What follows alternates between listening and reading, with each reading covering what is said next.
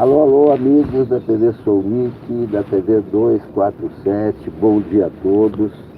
Nessa segunda-feira, 29 de abril de 2019, estou aqui ao vivo, são 9h22 em São Paulo. Mais uma vez estou aqui com vocês para lermos juntos jornais dessa manhã. Estou aqui com o Estadão, que deu essa manchete que está na capa do nosso programa: apoio a Bolsonaro diminui entre mais pobres e nas capitais. Bom dia, Fernanda, bom dia, Sônia, bom dia, Salomão, tudo bem aí em Salvador? Bem-vindos todos à TV Soulmic, à TV 247, que você já conhece há muito tempo. Olá, Ricardo Soares de Carvalho, e a TV Soulmic, que é nova, começou agora em janeiro, e graças a vocês está bombando aqui na internet. Muito obrigado a todos pela participação, pela audiência, pela divulgação, por se inscreverem. Olá, Luiz Fafal, bom dia, bom dia, bom dia a todos. Está frio em São Paulo, 21 graus. Cara de chuva, mas agora apareceu o sol. Estava com cara de chuva, até vim com o meu guarda-chuva para cá, mas agora o sol raiou. Olá, Glécio Tavares, Jararaca Livre. Olha aqui, por falar em Jararaca Livre, olha aqui a charge. Ah, peraí, deixa eu colocar meu microfone, desculpe, o microfone caiu. Ah, agora sim. Agora o áudio deve ter melhorado, né? Tava aquele som metálico, né? Agora eu acho que melhorou, não melhorou? Bom, eu estava falando da charge do Globo, do meu amigo Chico Caruso. Quando eu digo meu amigo, é porque é meu amigo mesmo. Olha lá, Chico Caruso, a leitura dele da entrevista do Lula de ontem. Da entrevista do Lula, essa é a leitura do Chico Caruso no Globo. A ala ideológica do governo mira ministro Santos Cruz. Auxiliares do Planalto criticam proximidade com Mourão e disputam a Secretaria de Comunicação. Olá, Juliana Meyer Cátias. Olá, Carmen Souza. Olá, bom dia, olá. Agora o sol sumiu entre nuvens e eu deixei o guarda-chuva no carro, mas tudo bem. O reconhecimento de que a interferência em propagandas mercadológicas de estatais feria a legislação aumentou a pressão sobre o ministro Santos Cruz, da Secretaria de Governo. Auxiliares do presidente Bolsonaro reclamam que ele não se alinha às pautas mais conservadoras e tentam reduzir seu poder. Pois é, você vê coisa incrível. Os militares é que não querem essa pauta conservadora.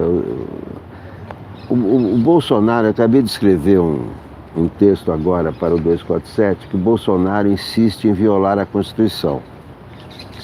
O próprio Santos Cruz, que é o general que cuida da área de comunicação, disse que aquele comercial do Banco do Brasil que o Bolsonaro proibiu, vetou, censurou, não poderia ter sido proibido, porque tem a lei das estatais, o presidente não pode interferir na autonomia das estatais. Bom, o Bolsonaro não se deu por vencido, ao contrário, disse, no dia seguinte, disse, não, esse comercial aí não é bom, não quero que passe. Então, apesar de ter sido liberado pelo general Santos Cruz, que o Santos Cruz disse, olha, está liberado, a estatal não pode ter interferência do presidente da República.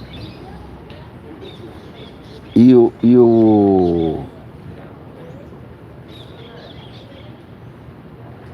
Bolsonaro disse, não tem que ter esse comercial, não, O Santos Cruz disse que dependia do presidente do Banco do Brasil a liberação do comercial, que mostra, esse comercial mostra a diversidade brasileira. E o presidente do Banco do Brasil, naturalmente, com medo de perder o seu emprego, porque ele já viu que o diretor de comunicação do banco foi demitido por causa do comercial. Se ele colocar o comercial no ar, vai perder o emprego. Aí, com medo de perder o emprego, o presidente do Banco do Brasil continua censurando esse comercial. O comercial está censurado, sob pressão do presidente da República. Ontem, mais uma, ele elogiou um aluno de escola, não porque o aluno tem um bom desempenho, não porque o aluno é brilhante, não porque o aluno ganhou algum concurso, não, mas porque o aluno filmou o professor. O aluno filmou o professor, que é um constrangimento totalmente ilegal, totalmente anticonstitucional. A Constituição garante o exercício da liberdade de expressão, ainda mais em aula. Como é que o presidente da República elogia uma prática que só seria aceita no terceiro Reich do Adolf Hitler, se tivesse celular naquela época?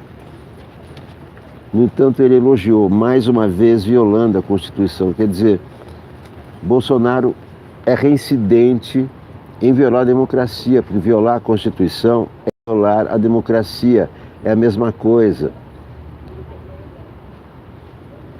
Eu sei que a maioria dos brasileiros não dá bola para a Constituição, acha que a Constituição é só um livro, uma coleção de páginas que não quer dizer nada, mas nem tem ideia de que a Constituição é que garante a democracia e a Constituição garante o bem mais importante nosso, que é a liberdade. E é só a democracia que garante a liberdade. Mas o STF, que é o guardião da Constituição, não tem o direito de ficar, de assistir a essas violações do presidente da República inerte, passivo. Está esperando o que o STF? Que a Constituição seja revogada mesmo, de fato, como um todo e oficialmente? Eu espero que o STF garanta o nosso direito à liberdade, garanta o nosso direito à Constituição. E que as pessoas que violam a Constituição, como presidente da República, têm que ser responsabilizadas. O presidente não foi eleito para acabar com a democracia. Aliás, muita gente imagina, por que será que diante de todos os escândalos que nós já vimos, de todo tipo, escândalos morais, acusações homofóbicas, preconceituosas, incitação a ódio, incitação à guerra com o país vizinho, por que apesar de tudo isso o governo ainda tem um apoio considerável de seus 35%, está caindo, claro, mas por que ainda tem esse apoio? Ontem, numa fila de um hortifruti, eu vi uma senhora conversando com um empacotador. Eu só peguei a última frase da senhora, não acompanhei todo o diálogo, mas na última frase ela disse para o empacotador, e achei essa frase emblemática: ah, mas ele ainda vai dar um jeito nesse país. Era uma senhora típica da classe média, claro. Ele vai dar um jeito nesse país. Eu não sei o que ela quis dizer com dar um jeito nesse país. Eu acho que é o tipo de pessoa que encara que o presidente da República é o pai, né? É o pai que põe o filho de castigo, põe o filho no milho, deixa sem janta. Esse é o conceito. E essas são as pessoas que apoiam o Bolsonaro. E o que segura o Bolsonaro é o Sérgio Moro, que é o ministro mais bem avaliado. Então, esse apoio que o Bolsonaro ainda tem é o apoio do Sérgio Moro. Ele está segurando o Sérgio Moro em parte, e uma parte do empresariado que ainda acredita no Paulo Guedes para fazer essa reforma. É nisso E é nisso que ele está se segurando. Mas é muito perigoso o STF não se pronunciar a respeito das afrontas diárias à Constituição de parte do presidente da República. Essa guerra também, essa guerra contra o ministro Santos Cruz agora, também está inserido nesse contexto. Porque o Santos Cruz, a atitude dele foi uma atitude constitucionalista, foi uma atitude de obediência às leis. Ele disse que o presidente da República poderia vetar, não poderia nem interferir numa estatal, na comunicação da estatal. E o presidente demonstrou nessa interferência todo o seu preconceito.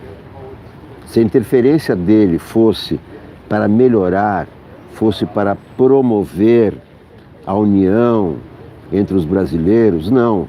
Ele justamente cortou a mensagem de amizade entre uma pessoa tatuada, entre uma pessoa negra, entre uma... Então, um comercial que pregava a união entre os brasileiros foi vetado. Então, o presidente não preza a união entre os brasileiros. O que o presidente está querendo, está indo nesse caminho, é provocar atrito entre os brasileiros, provocar ódio. É assim que ele está procedendo. E isso é totalmente inconstitucional, é anticivilizatório. Essa ideia dele de acabar com a filosofia, de não dar, de não investir em filosofia, do governo cortar investimento em filosofia e sociologia, só pode partir de uma pessoa que desconhece que sem a filosofia não haveria civilização. Sem Sócrates, sem Aristóteles, sem Platão, não haveria civilização. A base da civilização vem da filosofia. Uma pessoa, um presidente da República, que dá esse exemplo de que não é necessária filosofia, ele quer levar o país ao tempo das cavernas. O exemplo que o presidente da República dá ecoa em toda a sociedade, se espalha pela sociedade. Essa investida dele contra os radares, a Folha já revelou, ele investe contra os radares de multas porque ele tem muita multa, a família toda dele tem muitas multas. A família dele toda extrapolou todas as multas de velocidade em estradas. É por isso que ele investiu contra os radares. Esse exemplo dele, esse exemplo negativo, os exemplos negativos que ele vem dando desde o começo do seu governo, repercutem. Aqui mesmo no parque ontem, eu tive um episódio, eu vivi um episódio, testemunhei um episódio. Eu estava com a minha câmera montada, sentado ali, e um pai jogando bola com um filho do meu lado. No parque é proibido jogar bola. Tem uma placa bem grande, é proibido jogar bola. Claro, porque a bola pode bater em alguém, pode bater no celular de alguém, pode bater no óculos de alguém, enfim, está proibido jogar bola, está escrito. É o regulamento do parque para todos os frequentadores. Pois bem, aí estava o pai jogando bola do meu lado, eu transmitindo o programa, de repente a bola caiu perto da câmera, podia ter atingido a câmera. Eu disse para o pai, olha, como o senhor sabe, tem uma placa ali, é proibido jogar bola, que quase bateu na minha cama, o senhor poderia parar de jogar bola? Aí sabe o que ele me respondeu? Mas tem tanta coisa proibida que todo mundo faz, por que eu não devo fazer? E continuou jogando bola, tranquilamente. E essas mensagens do Bolsonaro são copiadas pela sociedade. Mas, como está dizendo aqui, o Estadão, apoio a Bolsonaro diminui entre mais pobres e nas capitais. Análise feita com base em pesquisas do Ibope indica recuo em voto de confiança. Bolsonaro vem caindo, seu Ibope derreteu, com as pesquisas que vem vindo, ele vai pro beleléu. Um presidente tão mau, que tem o Moro, mas não tem moral. Ele é fanzoca do 1º de abril e quer implantar ditadura civil. Onde é que já se viu? Bolsonaro vem caindo, seu Ibope derreteu, com as pesquisas que vem vindo, ele vai pro beleléu. Um presidente tão mau, que tem o Moro, mas não tem moral. A Carta Magna nunca leu e nunca viu, e censurou o filme do Banco do Brasil. Isso é muito infantil. Bolsonaro vem caindo, seu Ibope derreteu, com as pesquisas que vem vindo, ele vai pro beleléu. Um presidente tão mau, que tem o Moro, mas não tem moral. Daqui a pouco vou cantar outras paródias. Hoje vai ter um show de paródias para vocês, tá bom? Em São Paulo, DEM apoia Covas e prega fusão com o PSDB. O PSDB acabou, é o fim do PSDB. O Partido da Nova República. O DEM de São Paulo anunciou ontem apoio à reeleição do prefeito Bruno Covas e pregou uma fusão entre os dois partidos. O PSDB está indo para a direita, com o João Dória é inevitável. Convenção estadual, eu só quero saber o que vão fazer os verdadeiros líderes do PSDB, Fernando Henrique, o Serra, para onde que eles vão? Vão ficar nesse partido de direita do João Dória? Espanha elege socialistas, já falei disso ontem.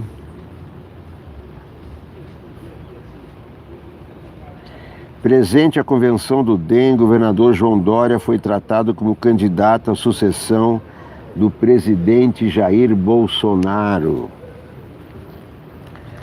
Está aqui também no Estadão.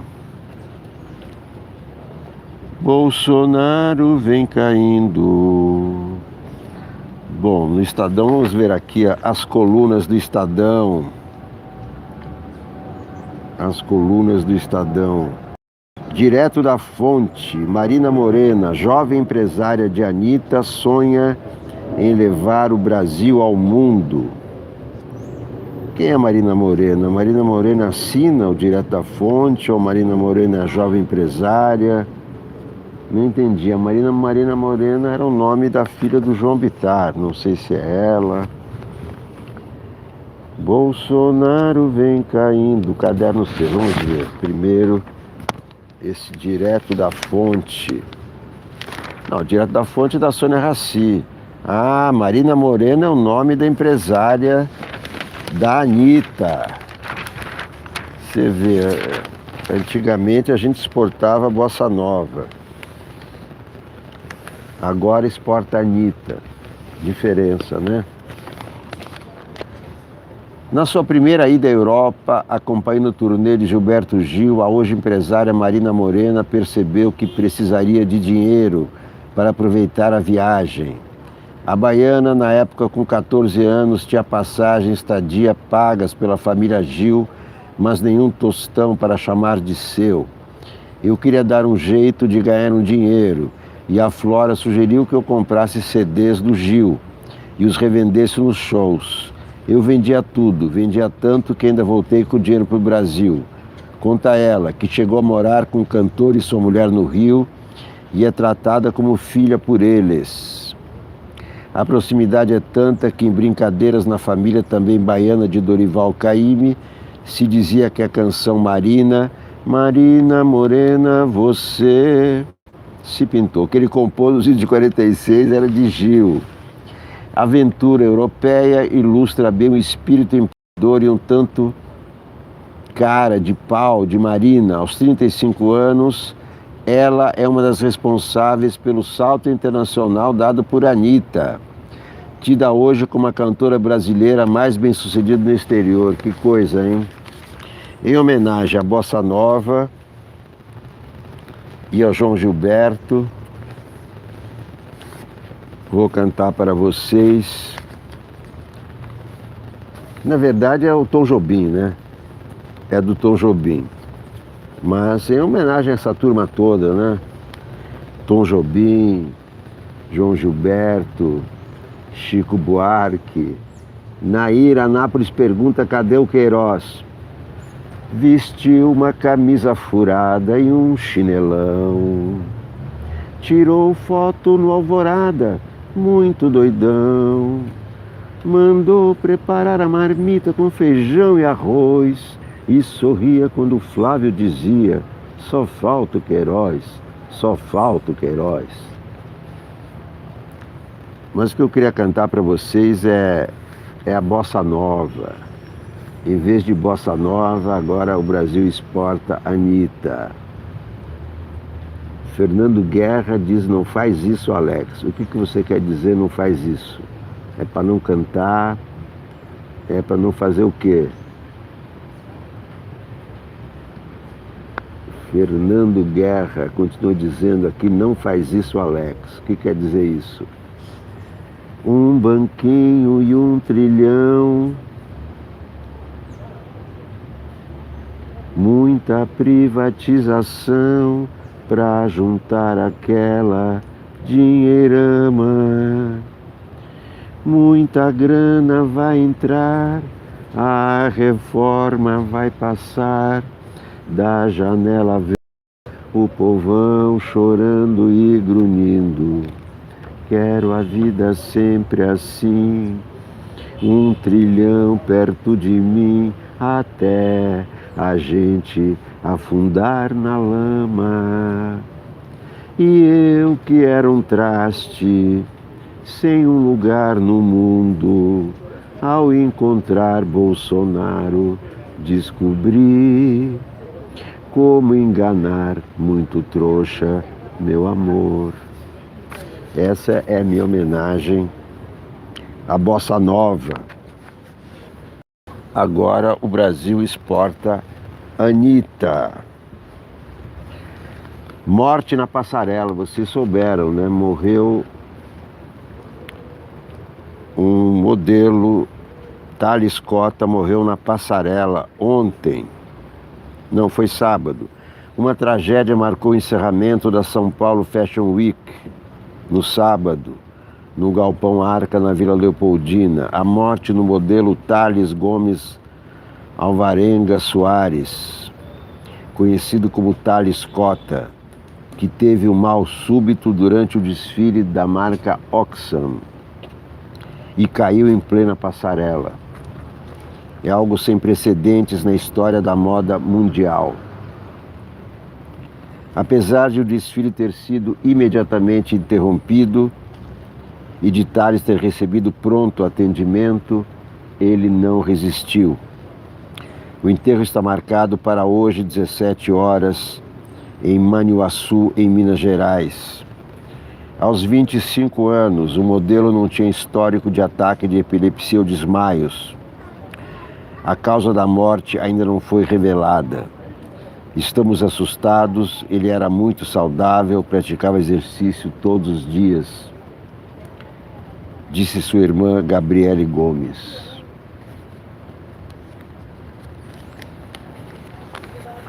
Então não se sabe ainda por que morreu esse menino de 25 anos na passarela. Caiu na passarela, foi atendido, chegou ao hospital e não resistiu.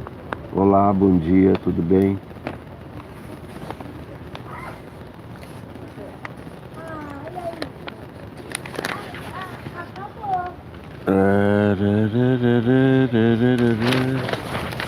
Vamos ver aqui os já que eu estou com o Estadão aberto,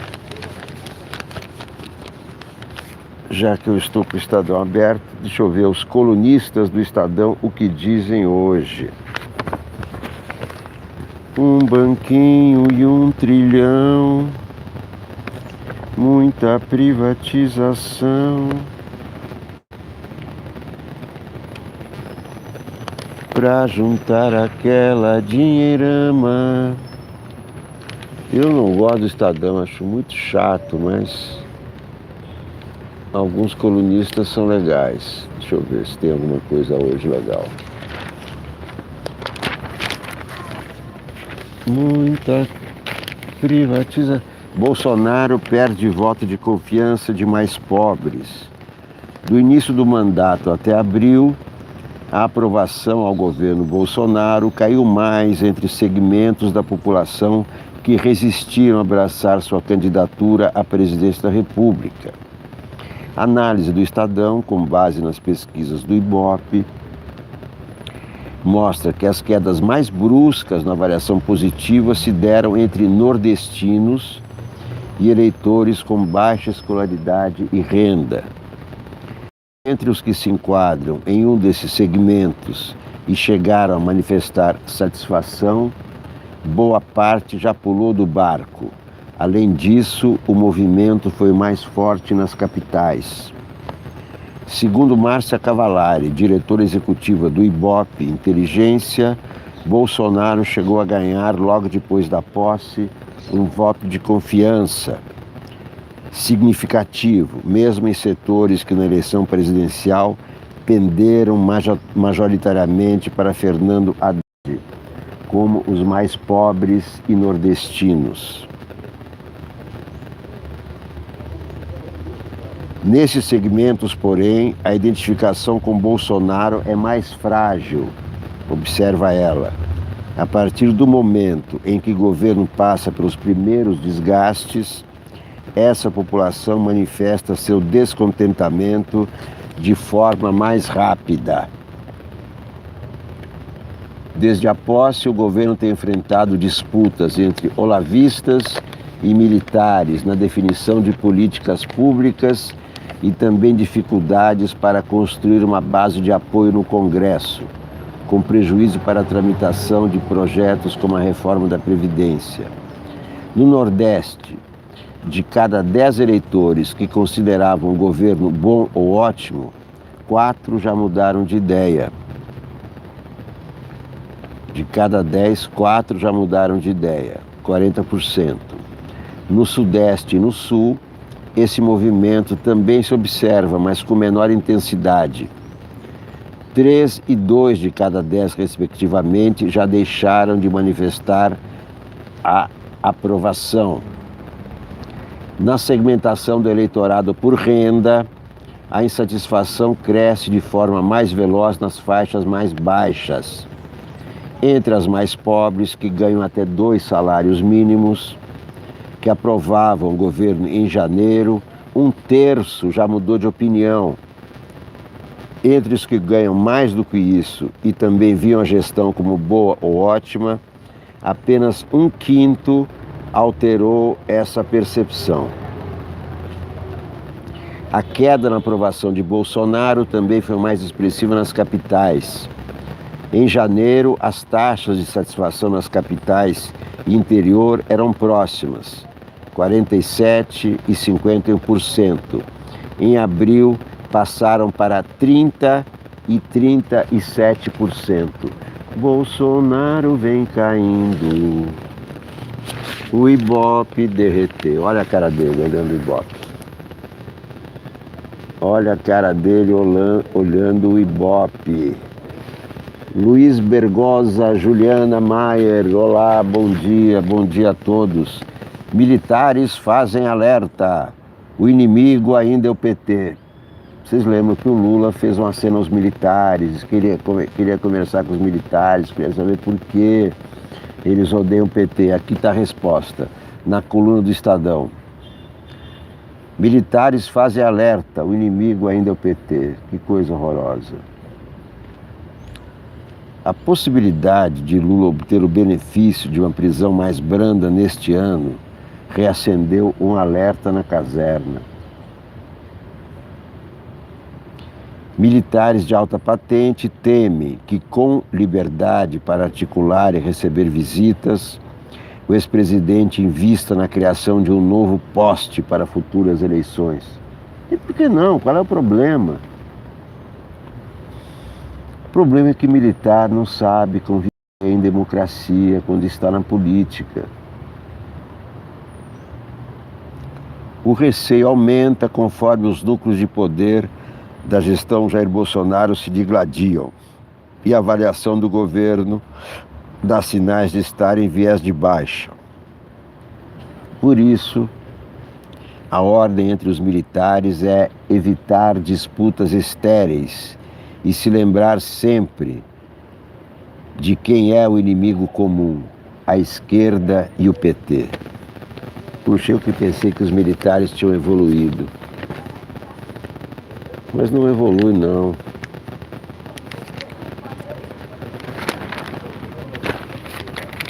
Comunicação põe ministro sob ataques. O ministro Santos Cruz virou um novo alvo do Palácio do Planalto, depois dos ataques dos filhos do presidente Jair Bolsonaro ao vice Hamilton Mourão. Agora as críticas são dirigidas a Santos Cruz e tem como pano de fundo a comunicação. A queda de braço foi exposta depois que Bolsonaro mandou retirar do ar a propaganda do Banco do Brasil, mostrando atores que representavam a diversidade racial e sexual do país. As divergências, porém, têm outros capítulos, como a campanha publicitária da Previdência e o tratamento que deve ser dado à imprensa. Desde que foi nomeado para comandar a SECOM, há pouco mais de 2 semanas, o empresário Fábio Weingarten enfrenta a resistência de Santos Cruz. O general tentou, sem sucesso, manter na chefia da SECOM o publicitário Floriano Amorim, que defendia menos recursos para a mídia tradicional e mais investimentos em redes sociais. Foi derrotado após Bolsonaro perder popularidade e ser obrigado a aceitar Weingarten, que hoje conta com a simpatia do escritor Olavo de Carvalho. Os ânimos se exaltaram no último dia 17, porém, quando Weingarten apresentou a campanha publicitária para vender a reforma da Previdência. Santos Cruz se queixou do valor e exigiu a redução de 20% nos custos. A SECOM é subordinada à secretaria dirigida pelo general. Na briga, Weingarten ganhou o apoio do ministro da Economia, Paulo Guedes. No fim das contas, a propaganda para explicar as mudanças propostas para a aposentadoria custará 40 milhões e deverá ser veiculada a partir da segunda quinzena de maio.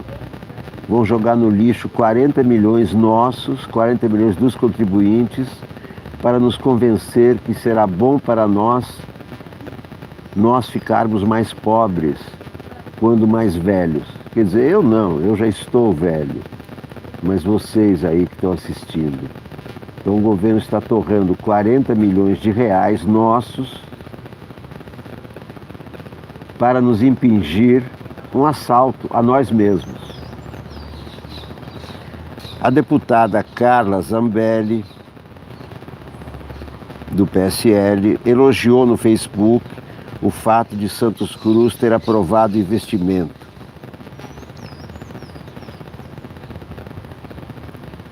O vereador Carlos Bolsonaro ironizou: depois de 5 meses, isso é piada. Atacando a comunicação. Na prática, os rumos da comunicação do governo são motivo de disputa entre o núcleo militar e a ala ideológica, incluindo aí os filhos do presidente e o guru Olavo de Carvalho. A equipe política quase não tem influência na área, muito menos Mourão, atacado por Carlos e Olavo, com aval do próprio Bolsonaro, por fazer movimentos considerados pouco condizentes com a discrição que um vice deveria ter. Na avaliação desse grupo, não aparece demais, e Santos Cruz trava o executivo. No início da gestão, o ministro disse ao Estado que o marketing de governo não pode ser uma forma de expansão de ideologia.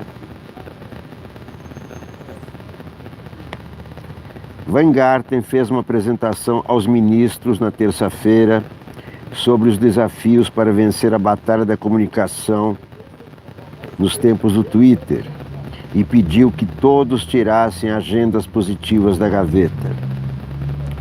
Ministros fortes, presidente forte, dizia o último slide mostrado ali.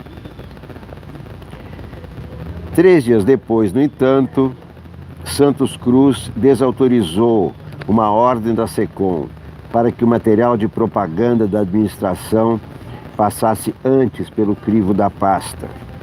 O e-mail com orientação havia sido enviado pelo secretário de Publicidade e Promoção, Glenn Lopes Valente, indicado para o cargo por Weingarten, na esteira do veto de Bolsonaro ao comercial do Banco do Brasil.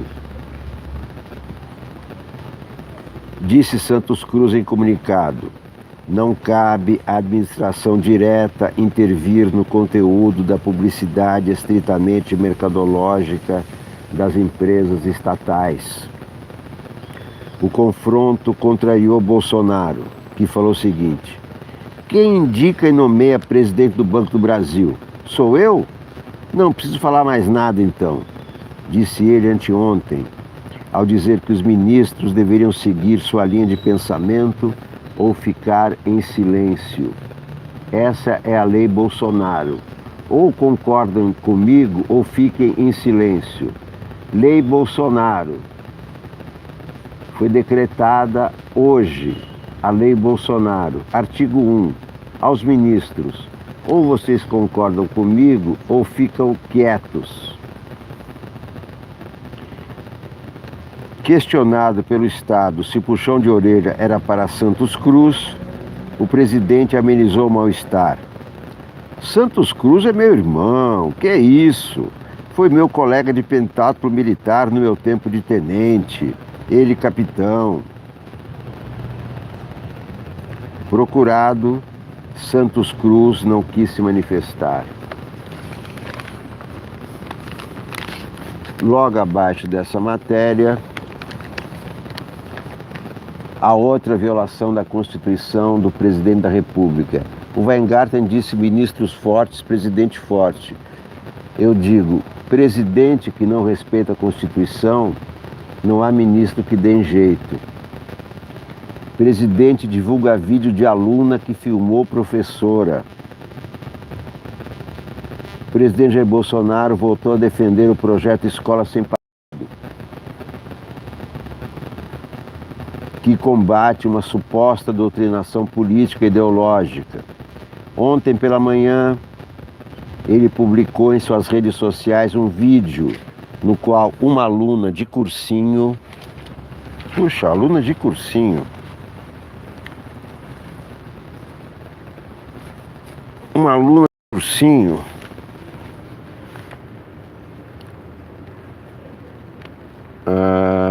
questiona as opiniões de uma educadora sobre o escritor Olavo de Carvalho, considerado o guru dos Bolsonaro. Ao comentar o filme, o presidente afirmou que professor tem que ensinar e não doutrinar. Horas depois, ao chegar ao apartamento do filho mais velho, o senador Flávio Bolsonaro, que ontem comemorou aniversário, Bolsonaro disse que não pode existir apenas um lado nas salas de aula.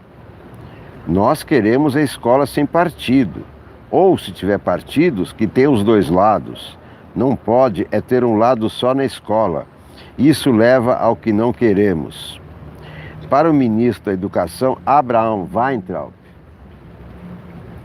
Filmar professores em sala de aula é um direito dos alunos. Que horror, que horror. Ele disse que ainda irá analisar o conteúdo dos vídeos compartilhados pelo presidente e o filho para saber se alguma irregularidade foi cometida pelos educadores. Não incentivo ninguém a filmar uma conversa na rua, mas as pessoas têm o direito de filmar. Isso é liberdade individual de cada um. Vou olhar os casos com calma. Não faremos nada de sopetão. O vídeo mostra uma aluna confrontando uma professora de gramática depois dela afirmar que Olavo de Carvalho é uma anta porque mete o pau em tudo. É claro que é. Isso diz ela, diz o Mino Carta, dizem os jornalistas, diz a torcida do Flamengo.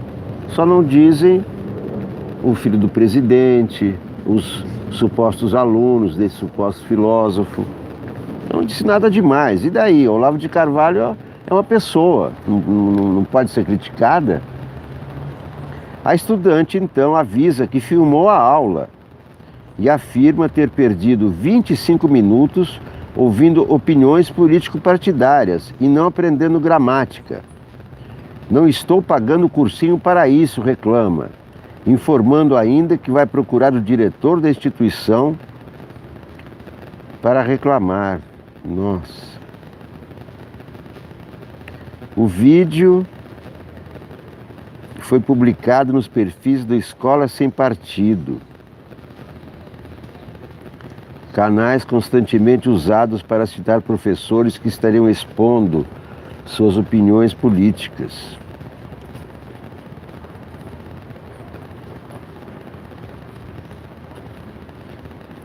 Parlamentar mais votada em 2018, a deputada Janaína Pascoal parabenizou Bolsonaro nas redes. Veja como era defensora da liberdade de expressão, essa Janaína Pascoal. Todo o apoio ao presidente por publicar o vídeo da aluna e a aluna, que educadamente exigiu o básico, aula. Os professores podem se manifestar, mas os alunos também podem. Só o que pedimos são escolas plurais, nada além disso. Infame. Infame. Publicar vídeo de aluna constrangendo o professor. Isso é terceiro Reich. Se tivesse celular no terceiro Reich. Vamos ver o que diz aqui o Globo. Fernando Gabeira, governo briga consigo mesmo. Cacá Diegues, cinema é um espelho do bom e do ruim do país. O Globo, muito obrigado pela audiência, muito obrigado por assistirem a TV Soulic, uma TV de jornalismo. Olha aqui a nova onda no Rio, patinetes. Em São Paulo já tem faz tempo, ali na Faria Lima já tem mais patinete que ônibus. E agora a turma do patinete anda no meio da rua. Claro que vai provocar acidente, já está tendo, né? Que andar com patinete junto com ônibus, junto com carro, com bicicleta, não vai dar certo. Mas é o tal negócio, todo mundo está fazendo coisa proibida. Se o presidente faz coisa proibida, todos podem ter o direito de fazer coisa proibida. Esse é o raciocínio que está vigindo por aí, com o qual, é claro, eu não concordo. O poder briga com a sombra, diz Fernando Gabeira. O governo deu um passo na reforma da Previdência, mas continua no clima de barraco eletrônico, com grupos internos se atacando. Não entro em detalhes, nem me interesso por personagens. Persigo um quadro um pouco maior. Nele, a primeira ideia que surge dessas incessantes brigas é a ausência da oposição, ocupando ampla e seriamente seu espaço. Na falta dela, o governo não tem com quem brigar e resolve brigar consigo próprio. A cena agora revela mais abertamente uma tensão entre presidente e vice, É uma dupla singular para quem observa o recente período democrático. Na última viagem a Brasília, o fotógrafo Orlando Brito me mostrou a imagem da posse de Fernando Henrique Cardoso. No carro aberto, o vice Marco Maciel levantava a mão, de olho na altura da mão de Fernando Henrique. Ele não queria que acidentalmente seu braço estivesse mais elevado.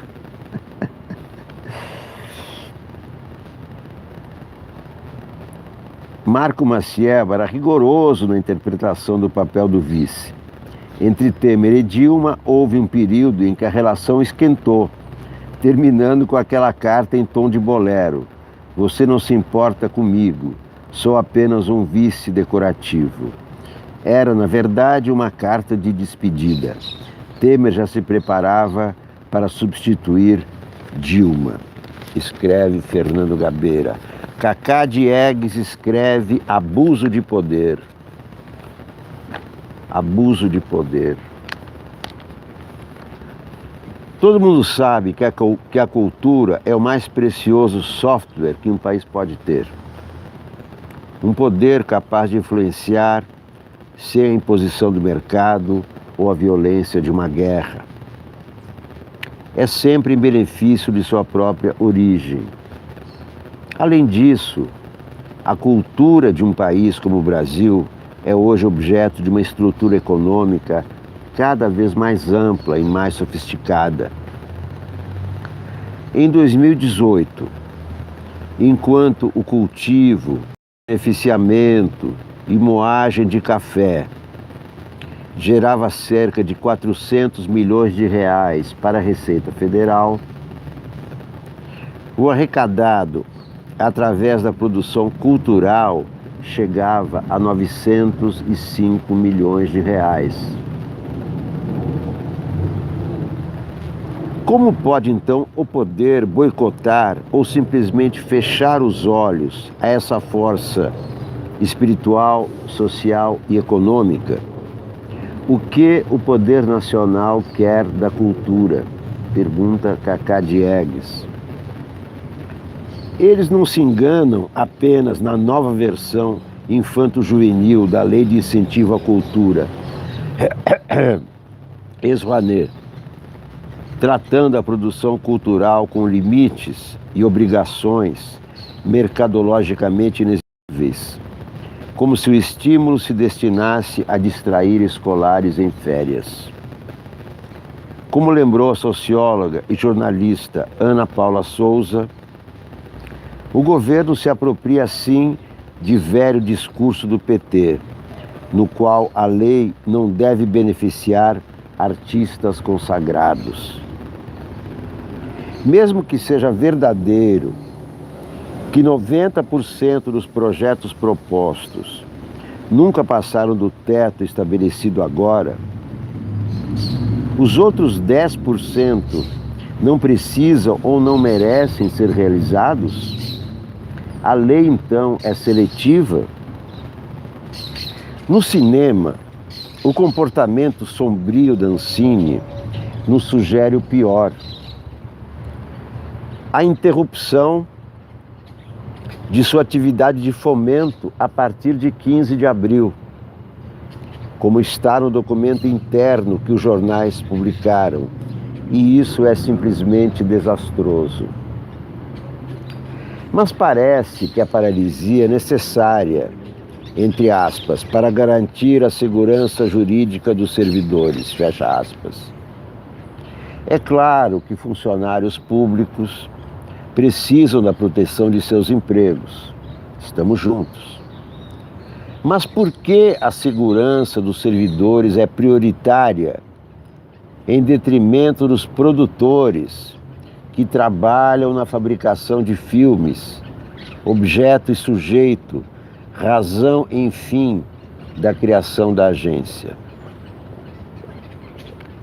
Uma agência que, desvirtuada desde sua origem, é responsável, ao mesmo tempo, por fomento, regulação e fiscalização.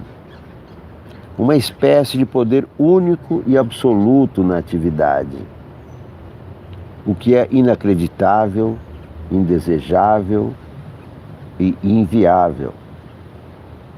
Desde o ano passado, nenhuma providência foi tomada em relação aos instrumentos que sempre permitiram a existência de nossa produção em ambiente adverso.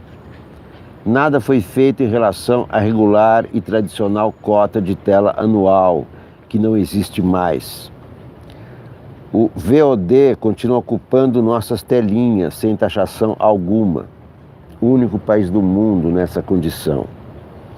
A dobra semanal não é mais obrigatória, está entregue ao gosto e ao lucro do exibidor. O Conselho Superior de Cinema Nacional é formado por representantes da Motion Pictures Association of America e de empresas como a Netflix. Seria até o caso de pedirmos a nomeação de um representante dos produtores brasileiros no conselho daquele sindicato americano ou no board da Netflix. As políticas públicas do audiovisual no Brasil, apesar de tudo, geraram um cinema que cresceu e hoje é reconhecido internacionalmente. No ano passado, comemoramos uma produção de 160 filmes, em parte escoada comercialmente pelo mundo afora. No próximo Festival de Cannes, nesse mês de maio, 4 filmes brasileiros estarão na seleção oficial, além de outros na paralela.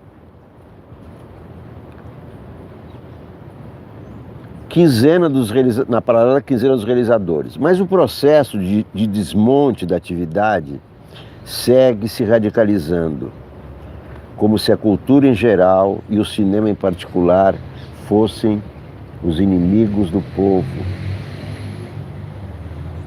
Agora mesmo, o novo Vingadores, um filme que só existe para nos impressionar por seus efeitos digitais, ocupa 80% de nossas telas,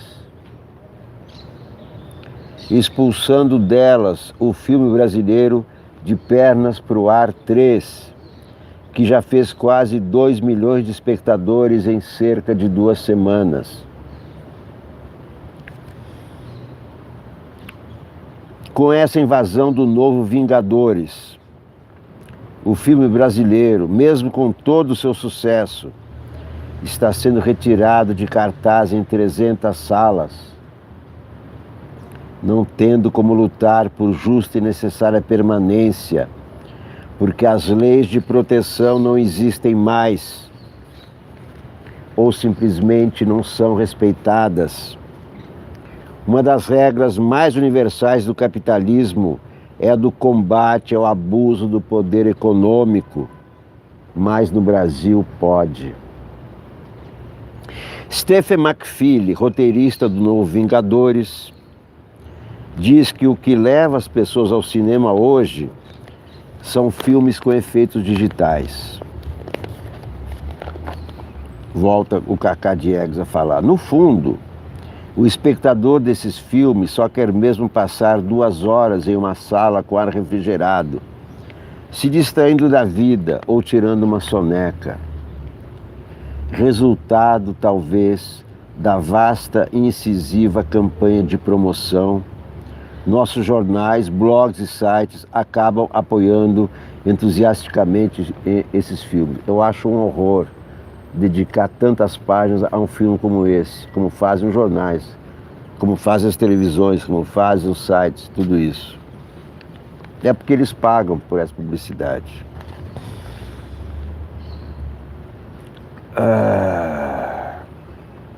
Entre bonequinhos aplaudindo histericamente, só um crítico teve a coragem de escrever o que McFeely provavelmente queria, mas não podia dizer.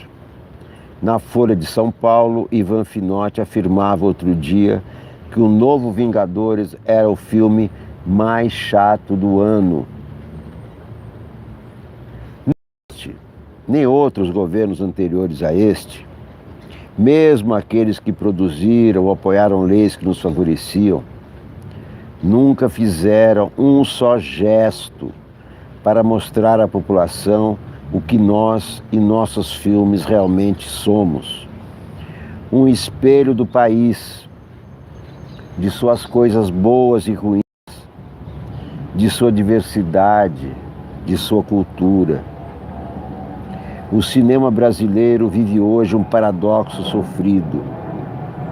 Nunca tivemos tanta qualidade em nossos filmes, vinda de diferentes formações, gerações e regiões do país. Ao mesmo tempo em que estamos ameaçados de acabar muito em breve, da noite para o dia. Cacá Diegues me lembra Nara Leão, que foi sua mulher nos anos 60. E Nara Leão me lembra Bossa Nova.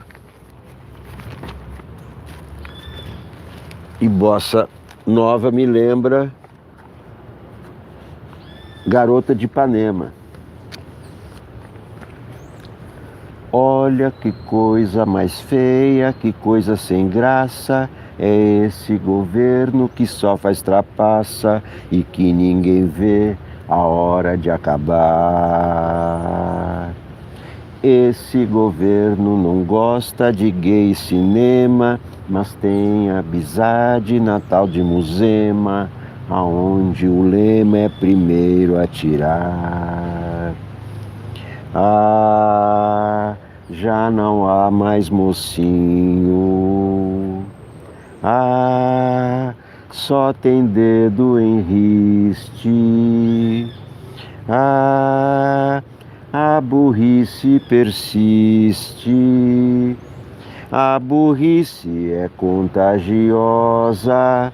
Veste azul, veste rosa. Ah, se ele soubesse que onde ele passa, o mundo se afasta, porque vem desgraça, ele é o mensageiro de todo horror, de todo horror.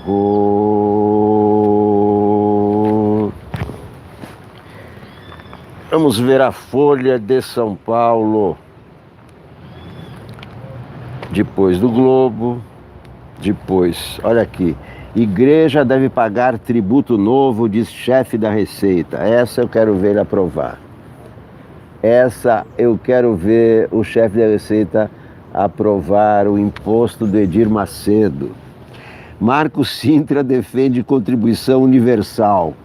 Será que ele está querendo dizer igreja universal aí? Que envolva até o contrabando. Puxa, vai cobrar CPMF do contrabando. Secretário da Receita Federal, Marco Sintra, quer acabar com a contribuição previdenciária na folha de pagamento e criar a CP, Contribuição Previdenciária, de 0,9% sobre todas as transações financeiras, bancárias ou não, e dividida entre quem paga e quem recebe. Então, é a CPMF, igualzinha. Segundo o Sintra, a base da CP, que na verdade é CPMF, é universal. Todo mundo vai pagar, igreja, economia informal, até contrabando. Será? Na reforma tributária em elaboração, essa contribuição previdenciária substituirá a contribuição previdenciária sobre salários, que drena 350 bilhões por ano de empresas e trabalhadores. Muito bem, aqui ó, Vingadores Bilionários. Cacá Diegues acabou de falar dos Vingadores, a Folha da maior força na Ilustrada. Vingadores Ultimato bate recorde e quebra a barreira do bilhão no fim de semana, com bilheteria de $1 bilhão em todo o mundo. Muito bom para eles, né? Muito bom para eles. Família de Lula, ex-técnico do Santos de Pelé, disputa quadro de Picasso na justiça. Teve outro Lula antes desse Lula, que era o técnico do Santos. Famoso técnico do Pelé. Família de Lula disputa quadro de Picasso na justiça. Cotidiano B2, na Folha de São Paulo.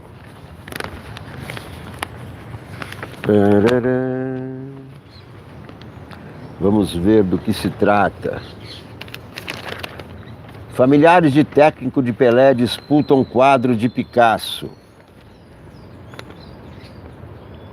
É um quadro... Esse quadro aqui, né? Exatamente. Este quadro de Picasso, Retrato de Dora Maar. É esse o quadro disputado pela família do outro Lula. Olá, Bauru, olá, Josué Rafael.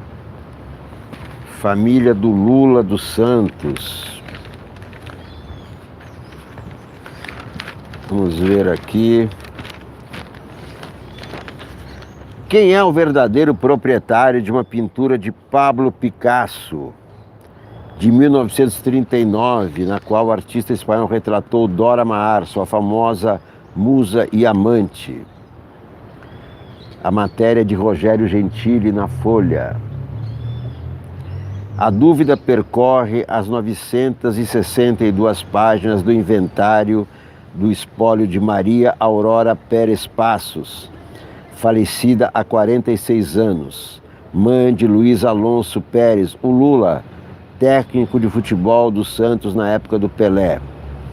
Familiares do treinador, morto em 72, disputam os direitos sobre a obra Tête de Femme ou Chapeau, uma das inúmeras variações que Picasso fez sobre Henriette Theodora Markovitch, com quem manteve um relacionamento amoroso entre o final dos anos 30 e o começo dos 40.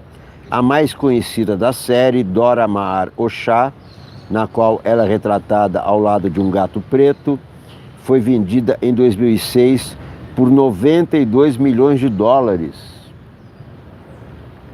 Uma ala da família de Lula, liderada pelo inventariante Lincoln Pérez Alonso, diz que o quadro foi achado em um dos móveis da residência da avó Maria Aurora, logo após seu falecimento.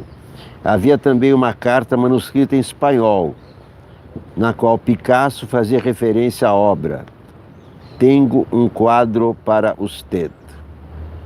De acordo com o relato, a pintura estava embalada em um canudo e foi levada para a casa do seu pai, Domingos Alonso, permanecendo em sua residência por anos.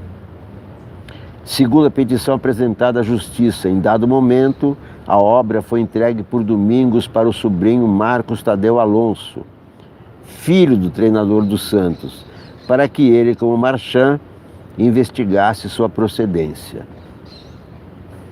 Em 2014, diz o inventariante, Marcos Tadeu respondeu ter concluído, após longo trabalho de pesquisa, que a pintura não tinha procedência nem valor como obra de arte. Teria sido então solicitada a ele a devolução do quadro, o que nunca ocorreu. Intrigado, o inventariante conta que resolveu fazer sua própria pesquisa e que acabou encontrando informações sobre o quadro num catálogo da galeria Private Art, de propriedade de Greg Kelly. No catálogo, anexado ao processo, consta um texto atribuído ao filho do treinador, no qual ele se apresenta como o único herdeiro. O que não é verdade, afirma o advogado Paulo Sérgio Gomes Alonso, outro parente envolvido no processo. Marcos Tadeu declara em sua defesa à Justiça que os fatos narrados pelos parentes estão completamente dissociados da realidade. Afirma que a pintura sempre pertenceu ao seu pai, Lula, um colecionador de arte, e que ele a comprou de um amigo de Picasso. Segundo seu relato, em uma das viagens que o Santos fez à Europa, o treinador teve, inclusive, a oportunidade de conhecer o pintor espanhol. Marcos anexou ao processo uma declaração de Pelé, na qual ele afirma que em junho de 1960, Picasso reconheceu e parabenizou Lula pela posse do quadro. Eu, Edson Arantes do Nascimento Pelé, declaro que estava presente com amigos comuns em junho de 1960 na França, quando presenciamos o encontro do pintor Pablo Picasso com o senhor Luiz Alonso Pérez, o Lula. Marcos diz ainda que o quadro sempre esteve moldurado, e não é verdade que tenha ficado enrolado em um canudo. Afirma também desconhecer as informações atribuídas a ele no catálogo da Galeria de Arte e que a obra foi vendida em 2002. Não revelou para quem nem por qual valor. Que mistério! O retrato de Dora Maar foi pintado em Royan, na França, depois que a Alemanha invadiu a Polônia e Picasso resolveu deixar Paris.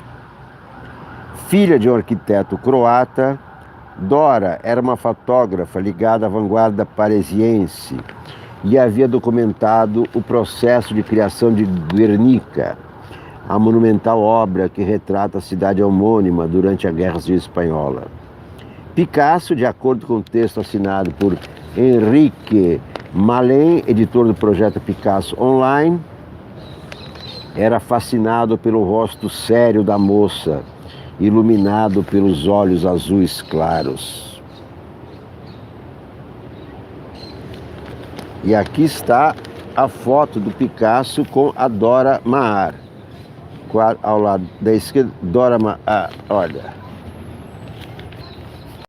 Maar, a Dora Maar é a que está mexendo as mãos. É que está mexendo as duas mãos. Não é a mais alta, é a mais baixa.